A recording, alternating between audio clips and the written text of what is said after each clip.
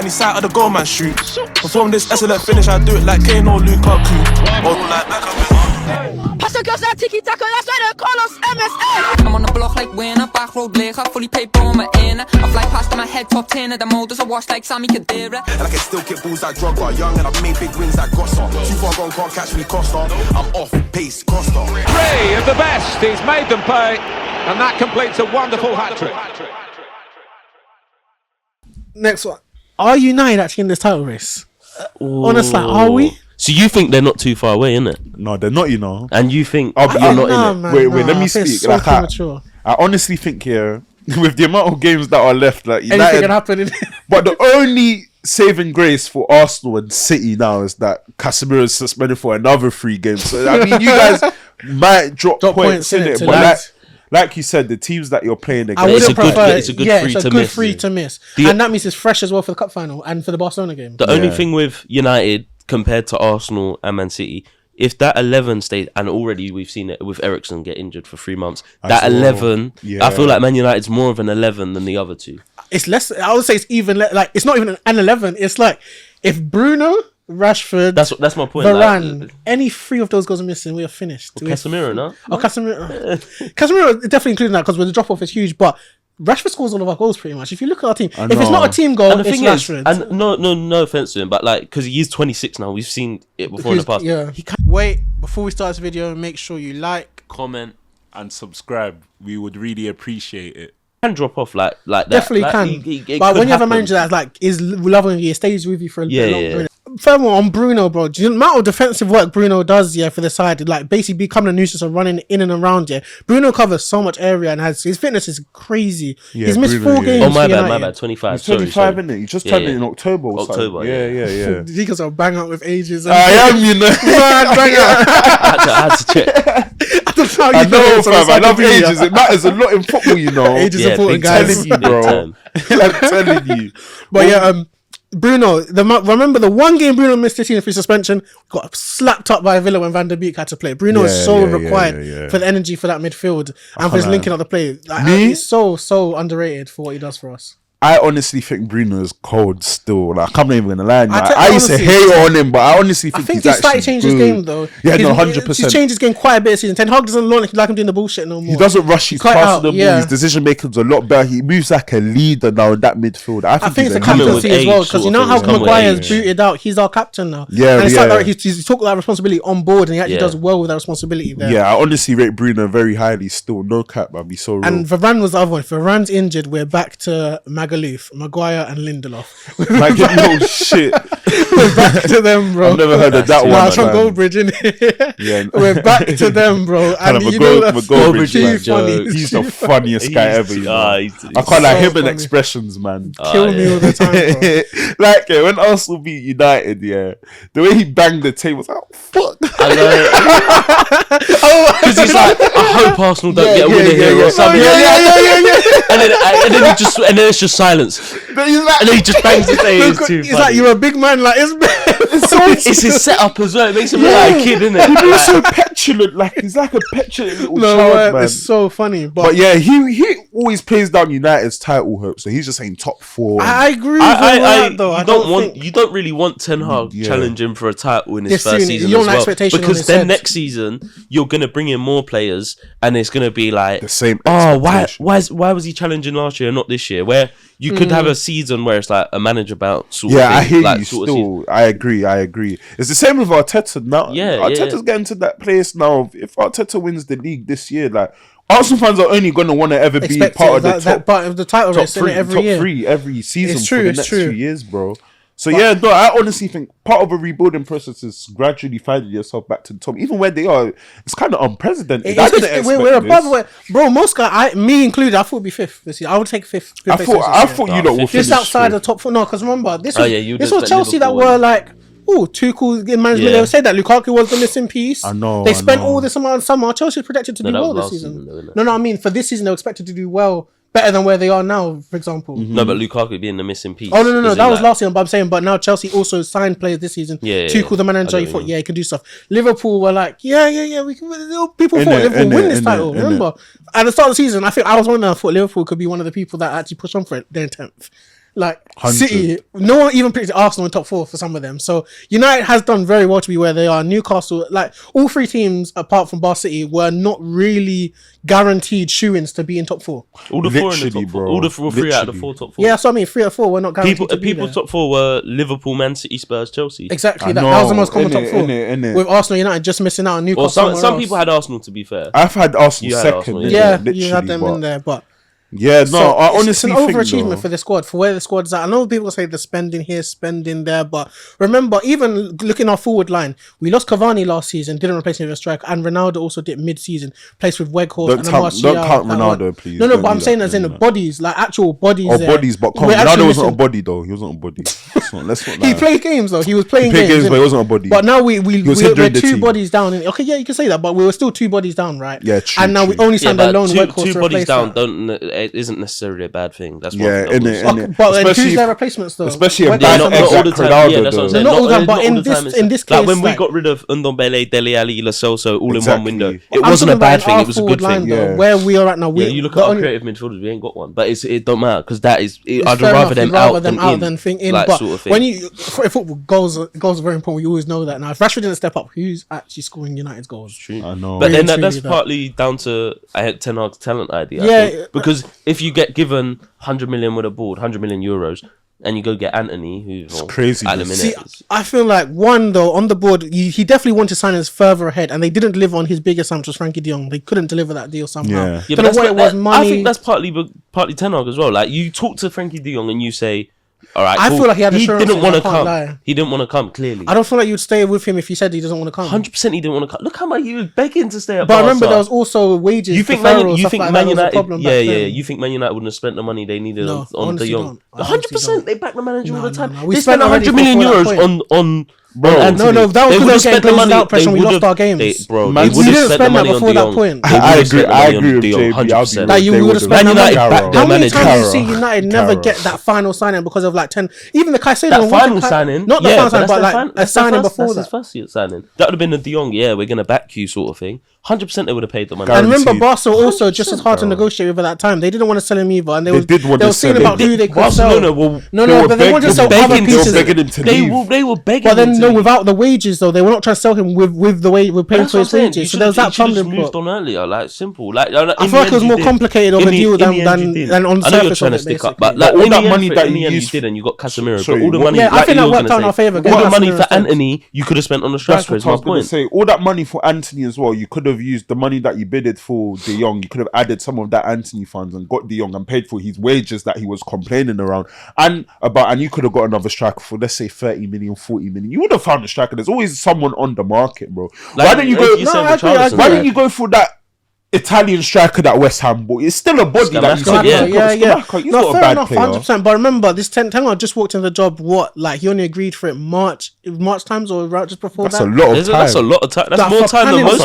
You know, a lot of these deals behind us that go on time before that. Like, look how long Bellingham's been going on for. It's not just like you can't enter that race now. That's been running for time before this. You can still jump in. These are big players. If you jump in, you're jumping with huge funds, and we're not gonna do that with huge funds unless the Glazers get pressure. No, unless the Glazers get pressure, they didn't want to spend. They did not. But look at what the team that. No, but look at what the team that Ten Hag started the season with. You don't have the most expensive squad in the league. Like I don't get this United fans. At the start of the season, I don't get what United fans want about. The Glazers spend money. They just don't spend it right. They have money to.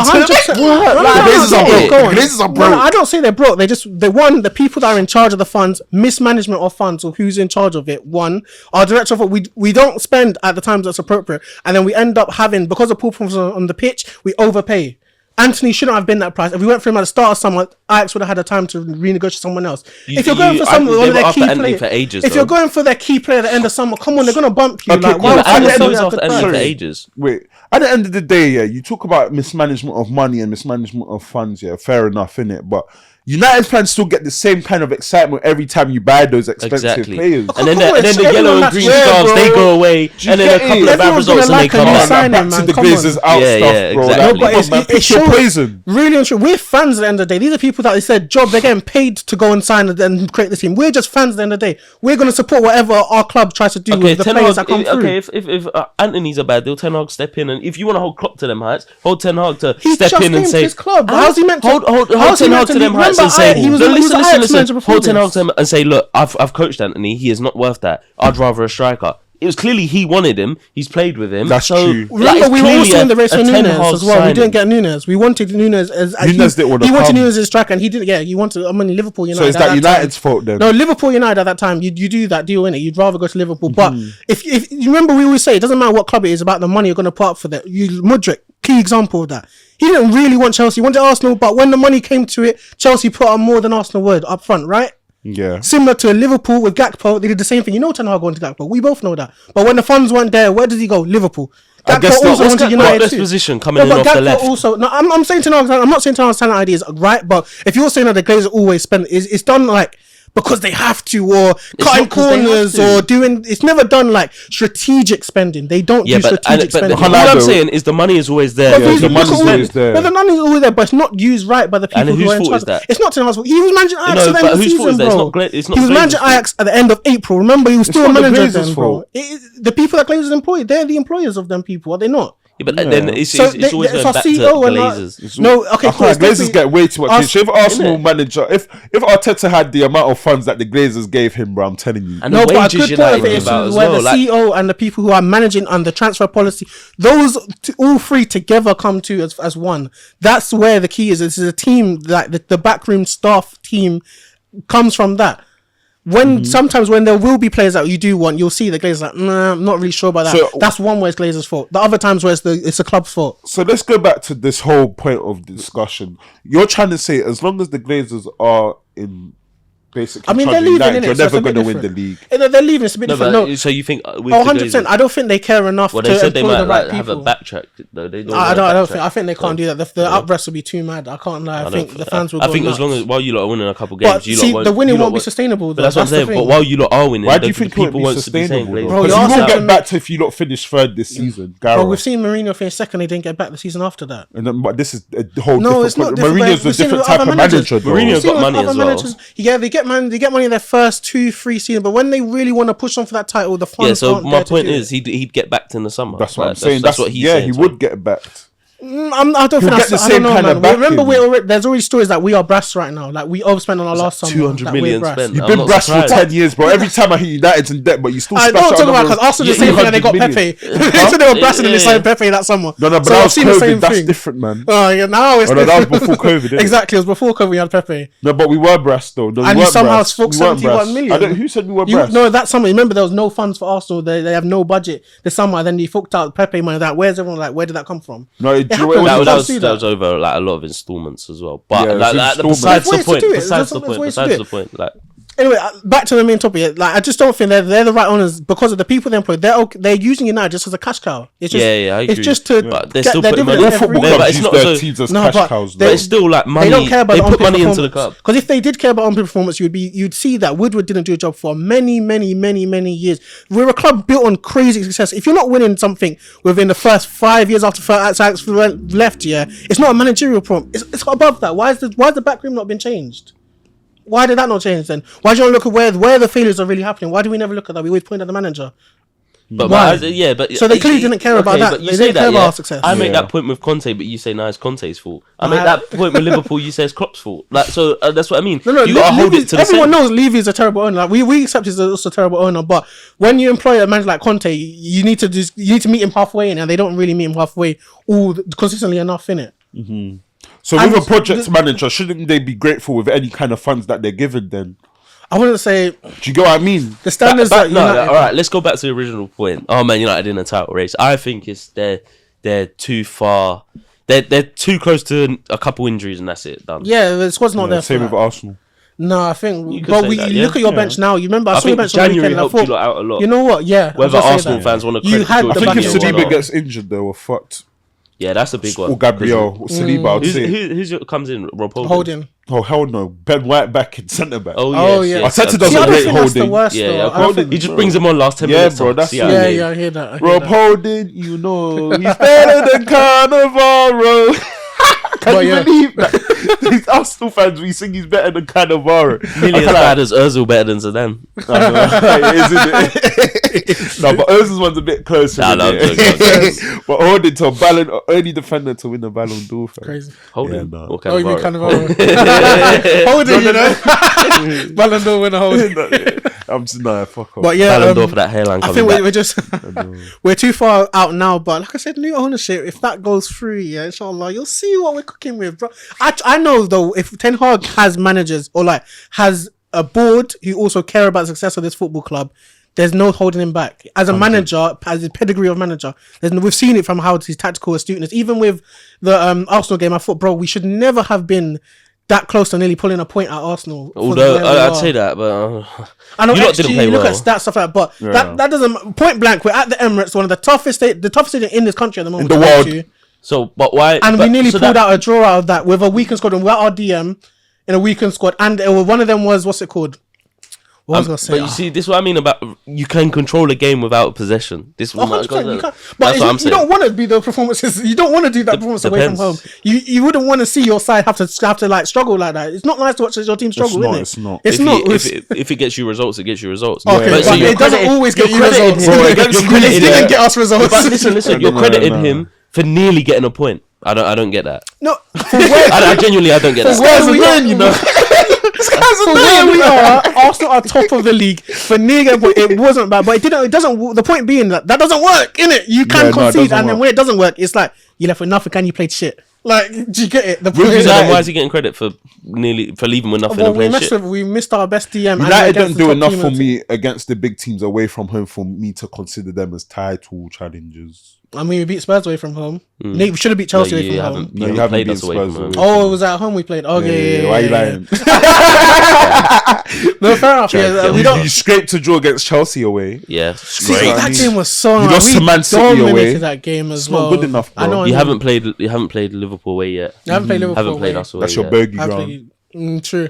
I'm worried about that one. But even though Liverpool are shit, bogey grounds are bogey grounds. But it's just a big game, innit? It's like a big game. Like before this season, look at the last time a North London team won away from home. Sort of thing. Like what we say though, in big games that happen. I agree. We're not at that point yet, but this is still first phase of his man. He's been in the job for 7 months. Like we need to remember that this is Ten Hag's first 7 months in the job. That's how I would say probably you're just about not in the title race. We're over pushing it for where we are now. I'll say you're just about outside the title race, but you never know. Yeah, you never know what happens if Arsenal. I think it would have to take an Arsenal and Man City capitulation. I wouldn't even just say Man City. I think it's just Arsenal capitulation. City are not where they're meant to be. You still have to overtake City though. You know, City are focusing on United. They don't give a shit about you. Even though they're 3 points ahead. They're just focusing on themselves. Arsenal are just looking who's in second. Yeah. To be fair, I don't even think Arsenal are focused on second. I think Arsenal are focused on the next game. I think the right mentality. Yeah. Why you focus more on Arsenal? Because Arsenal are more capable than City to put a winning run together. This City side still isn't capable enough for me, from what I've seen. I don't know, man. After we've lost 2 games in a row now, I think City are more capable than you lot, for example. Yeah. So that's my but Arsenal are the ones where I truly think worry about City. The gap for Arsenal is big. We've played both of us. That's at least what we've done. But as far as the title race is concerned, I don't think United are in it, but they are. Remember, they have to play each other as well. City and us have to play each other twice. That's another thing. Points for one of them dropping points. Man. 2 of them, like one of them got dropped points twice. I hope Arsenal keep winning. Yeah, imagine 2 draws, bro. That's only 2 points ahead, and we win our games in between. That's 6 points. That's a 4-point difference we've made up on both of them. So the maths is possible still, basically, but it's very possible because if Arsenal lose 2 games all of a sudden, there's still 17, 18 games left to play as well. There's so much football. A lot of away grounds against the big 6 to still go to. There's a lot to be done in it. I think Arsenal do beat City at least once, and that's enough to win the league. I think you have to. I think not. City need to win both those games if they want a chance at this league, in my opinion. Yeah, they have to win both. For it to be City are still the favourites, then City have to win both. I think I think you lot will lose the title though if City win both those games. 100%. I think mentality. That's where it last year. Well, no, you could. Even if we lose 2 games, we could still be ahead of them by 2 points. So we can't afford to. That's crazy. It's just you know. I reckon if City win them games, they smell blood, and that's that's it. They smell the blood, innit? But anyway, so whatever happens, we can't let them win at the Emirates. We just can't. I can't. Yeah, even if you get a draw, I think you get a draw. Good to go for Jose Mourinho football get a draw. Thank you. Obviously, but I think Arsenal are too good to play like that. Yeah. Not just their pride, like the fans are expecting also that Arteta will want to go there like. you know what? I like Arteta smells blood sort of thing. Man City, you're not Man City. I know Man City. That's not them. We can beat these odds. 100%. But anyway, so I think we all agree it's just a little too soon. But I'm more than happy. As long as we're in that conversation, though, we're away from the top 4 pack. That's all I care about. Once you're in and around the City and Arsenal points, you're away from the. Yeah, how secure are you? Spurs are close, bro. They're close to Newcastle. They're close to you. We have a 2-point gap on Newcastle. Game in hand, I think. Well, look at goal difference, fam. Goal difference is gonna play a part, you know. We'll win more games. No, but your goal difference is really. When you see City, Arsenal, 8. Single goal difference in top 4 is too funny. Plus 8 goal difference. No, it's very funny. You know, they probably got popped to the start of the season. Even Newcastle's is 22. That's what I'm saying. The goal difference is going to play a massive part, you know. Then after that, it's Brighton. I don't know. I don't feel like we'll have. I think we'll win more games. Fuck Brighton. I know they're not in it. I think the Brightons are falling off. They'll eventually fall off to like teams they should be beating. What's Brighton's? 11. It drops half of Newcastle in 11. What about Tottenham's? 10. Oh, so you're not even at the bets in my club. You might have Harry Kane up top. We have records. I won't give you verbals. Oh, man, they see that's goal difference is really. Kane's on their goals. Wait, where are they all gone? Yeah, look at our defence. Come on. Where's all those Kane's going?